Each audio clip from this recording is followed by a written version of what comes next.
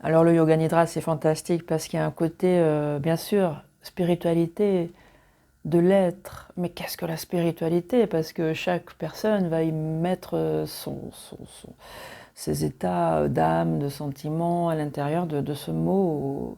Nous sommes limités par les mots, des mots qui cadrent des, des vérités ou des non-vérités. Donc les mots, bon, sont les mots pour désigner, hein, on n'a pas le choix, on les utilise. Donc la spiritualité, bah d'ailleurs, quand on ouvre YouTube, on voit que la spiritualité, il y en a de toutes sortes. Donc le yoga nidra amène plutôt à se connecter à soi. Et qui est soi? Et c'est là toute la question. Et c'est ça, on va entrer à l'intérieur. On parle toujours de entrer à l'intérieur du corps, mais lorsque je croise quelqu'un dans la rue, c'est aussi mon être intérieur, cette personne. Lorsque je regarde la nature, tout ça, ça fait partie de mon intérieur, de mon décor, de mon film, qui se transpose dans l'illusion de ce que je perçois, de ce que je vois, avec les sens qui m'ont été donnés de ce corps, de cette perception. Vous voyez, c'est tout un chemin. Et c'est plus on va pratiquer yoga nidra, parce qu'au début on pratique yoga nidra, on peut le pratiquer juste pour se faire du bien, s'apaiser, mais en vrai, si on le fait tous les jours, si on découvre yoga nidra de plus en plus, on va s'apercevoir que on s'ouvre à l'intérieur. Il y a une espèce d'expansion de largeur qui va commencer à s'installer et on va commencer à percevoir le monde d'une autre façon et tout et tout.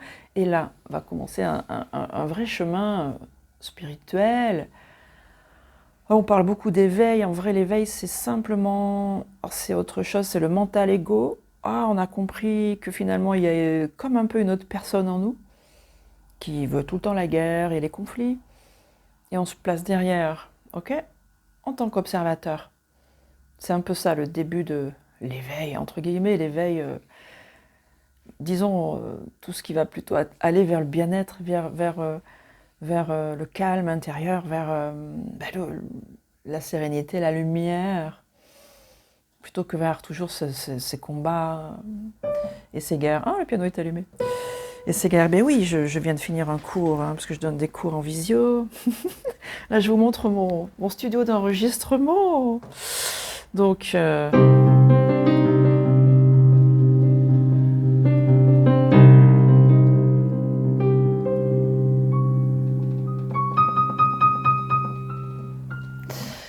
voilà, donc, donc dans les séances, c'est vraiment du fait maison. J'écris les textes,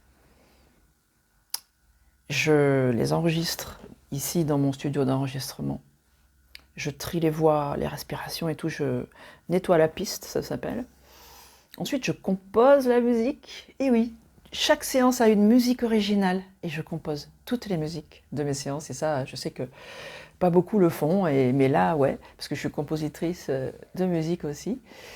Et ensuite, il y a le mixage, le mastering, tout ça. Le réglage du son, du volume, etc. pour donner un bel ensemble. Après, il y a sur Canva, je travaille sur Canva, donc c'est mon autre bureau qui est là. L'image, la vignette, tout ça, c'est moi qui fais tout. La recherche d'images, etc. Puis après, il y a le montage. Donc j'ai un autre studio là-bas de montage vidéo dans lequel je mets la musique que je sors d'ici en wave. Et ensuite, je fais le montage avec une vidéo, image, tout ça. Enfin voilà, c'est vraiment du travail, un travail énorme, incroyable pour chaque vidéo. Et parfois, je suis un peu fatiguée parce que c'est beaucoup. Et je me recentre et je me dis, je le fais avec amour. Et dès que je dis ça, ouah, ça repart. Et je repars dans l'amour de faire et d'être et de composer et d'écrire et de parler. Et voilà. Donc pensez aussi à ça, à faire les choses dans l'amour, dans l'amour, dans l'amour. Donc ça fait plusieurs sujets dans cette vidéo, mais c'est pas grave, j'ai pas l'habitude de parler. Et ben, c'est bien que je le fasse. Et puis voilà. Donc je vous embrasse très fort. Gros bisous partout, partout, partout. Et à très bientôt dans les séances. Pratiquez, pratiquez. Laissez-vous porter, entrer dans ce monde intérieur. Et que partout, dites-vous, c'est le monde intérieur. Même l'extérieur, c'est le monde intérieur. Hein? Voilà. À bientôt.